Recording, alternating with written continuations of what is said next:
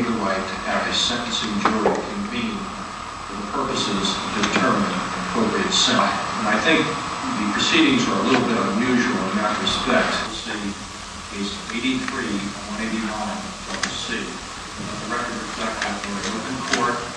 Mr. Stano is present, represented by Mr. Pearl for our Public Defender's Office. Mr. Nixon represents the State Attorney's Office. In the boggling timeline of American serial killers, some emerge from predictable backgrounds of abuse and trauma. Gerald Eugene Stano was different. His story was another reminder that evil doesn't always announce itself with dramatic origin stories. From the moment Gerald Eugene Stano drew his first breath on March 24, 1951 in Plainfield, New Jersey, the trajectory of his life seemed destined for darkness. The seeds of Stano's apparent mind glitch were planted early. Adopted by parents who struggled to provide emotional stability, he grew up feeling fundamentally different, an outsider looking in on a world he could never truly understand or connect with. Psychological evaluations from his teenage years reveal a young man increasingly detached, displaying early warning signs that would later bloom into full-scale predatory behavior. Stano's adoption story was not uncommon for the era. His biological parents, young and unable to care for a child, made the difficult decision to give him up. The Stano family, hardworking, middle class, and hoping to create the perfect family unit, welcomed Gerald as their own. But from early childhood, something felt different about Gerald. Child psychologists who would later analyze Stano's early years noted a pattern of behavioral issues that went far beyond typical childhood misbehavior. He was manipulative, displaying an uncanny ability to understand human emotions without genuinely experiencing them. While other children formed genuine connections, Gerald learned to mimic emotional responses, creating a facade of normalcy that would become his most dangerous weapon. School records paint a complex picture. Academically, Stano was above average, intelligent, quick-witted, and capable of understanding complex concepts. But socially, he was a perpetual outsider. Classmates remembered him as strange, someone who could be charming one moment and disturbingly cold the next. Teachers noted his ability to manipulate social situations and to say exactly what was needed to avoid trouble or gain an advantage. The transformation from troubled youth to serial killer was not sudden, but a gradual progression. Stano's early adulthood was marked by a series of failed relationships, odd jobs, and an increasing sense of disconnection from society. He drifted through life, learning to perfect the art of appearing normal while harboring a growing darkness. By his late teens, Stano had developed a pattern of manipulation that would define his entire criminal career. Short in stature but towering in psychological cunning, he crafted an elaborate persona designed to lure vulnerable young women. His hunting ground was Florida's East Coast, a sun-drenched landscape that would become the backdrop of his most heinous crimes. Between 1976 and 1980, Stano transformed from a troubled young man into a calculated serial killer who would become one of Florida's most notorious predators. His hunting ground was primarily Central Florida, a landscape of highways, small towns, and vulnerable young women who seemed to represent everything Stano both desired and deeply resented. His victims were primarily young women between the ages of 18 and 25. Stano had a particular method. He would approach women in vulnerable situations, often hitchhiking or working in marginal jobs. His approach was methodical, a combination of superficial charm, psychological manipulation, and an uncanny ability to appear trustworthy. Forensic psychologists would later describe his technique as a perfect storm of predatory instinct and calculated deception. That was found in Altamont Springs, Florida in November of 1974. She's also known as Madam X. But to put it into context, I'm going to talk about all of his victims so that you can get an idea that these are just not names on a list? The exact number of Stano's victims remains a subject of debate. While he was convicted of multiple murders, many investigators believe the true count could be significantly higher. Official records confirm at least 23 victims, but some law enforcement professionals suggest the number could be closer to 30. Each murder followed a similar pattern: lure, isolate, kill, and dispose of the body with a chilling efficiency that spoke to Stano's complete psychological detachment. What made Stano particularly terrifying was his ability to blend into society. He wasn't the stereotypical wild-eyed, obviously dangerous criminal. Instead, he was calculated, intelligent, and capable of appearing entirely normal. Neighbors described him as quiet, sometimes even helpful. This ability to appear ordinary while harboring such profound darkness made him exponentially more dangerous. His method was devastatingly simple. Stano would approach his victims with a combination of charm and calculated manipulation. He understood exactly how to appear trustworthy and how to create a false sense of safety.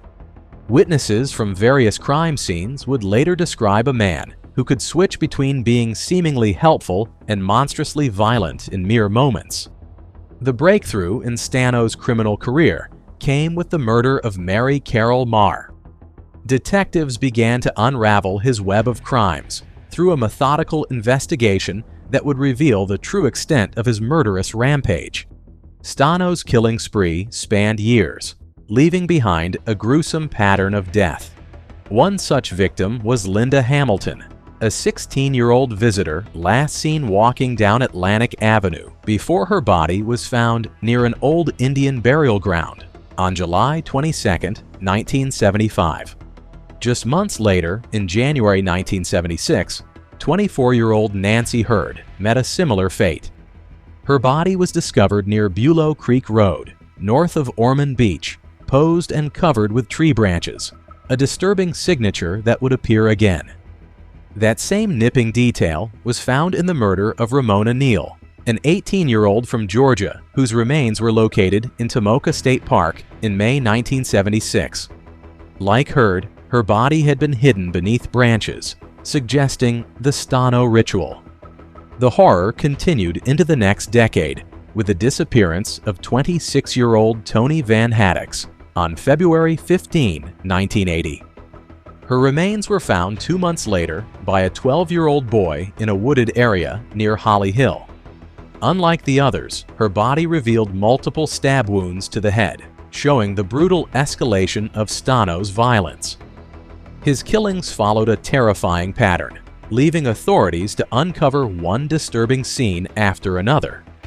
Forensic psychologists described Stano as a cold calculator. He didn't kill in passionate moments of rage, but with a chilling, methodical precision. His crimes weren't impulsive. They were carefully constructed performances of control and domination. Stano's eventual capture came not through dramatic police work, but through a methodical investigation that slowly connected the dots of his murderous pattern. By 1981, mounting evidence began to paint a clear picture of a serial killer operating with remarkable consistency across Central Florida. His trial was a media sensation. The detailed accounts of his crimes and the systematic way he had hunted and killed young women shocked even seasoned law enforcement professionals. Prosecutors presented a case that was less about emotional rhetoric and more about cold, hard evidence, an approach that perfectly mirrored Stano's psychological profile.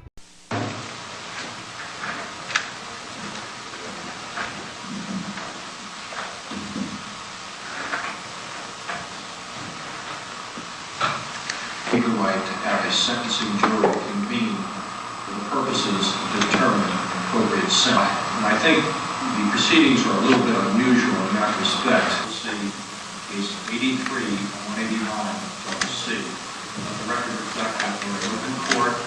Mr. Stano is present, represented by Mr. Pearl, our public defender's office. Mr. Nixon represents the state attorney's office. By 1986, he was convicted and sentenced to death.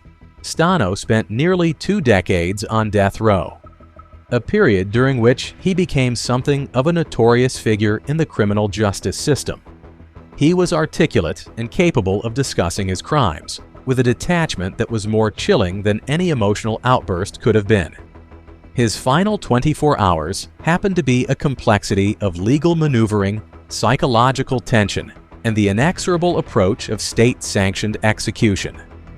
Gerald Eugene Stano's path to the electric chair was a protracted and convoluted journey, marked by numerous legal battles, stays of execution, and controversies that spanned over a decade. Convicted of multiple murders, Stano's case became emblematic of the complexities and delays inherent in the capital punishment system. The initial death warrant for Stano was signed on May 22, 1986, by the governor of Florida, scheduling his execution for July 2nd of that year. Stano filed a motion for post-conviction relief on July 1st, just 1 day before his scheduled execution. The trial court granted a stay to allow for an appeal. His legal battles continued when on June 4, 1987, the governor signed his second death warrant, setting the execution for August 26th. On August 22nd, Stano filed a petition for a writ of habeas corpus in the United States District Court of Florida. The district court subsequently granted a temporary stay of execution, citing claims of ineffective assistance of counsel.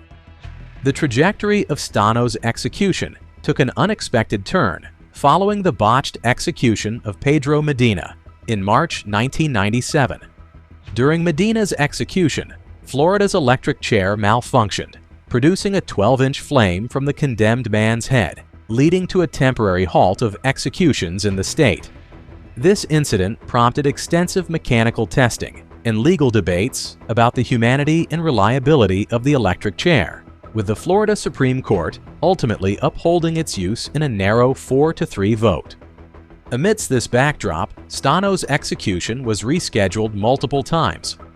A third death warrant was signed, setting the execution for April 29, 1997, later rescheduled to May 30th of the same year.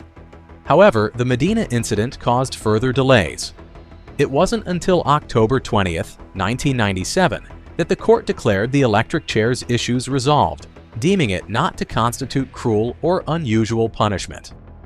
Consequently, the governor rescheduled Stano's execution for March 23, 1998.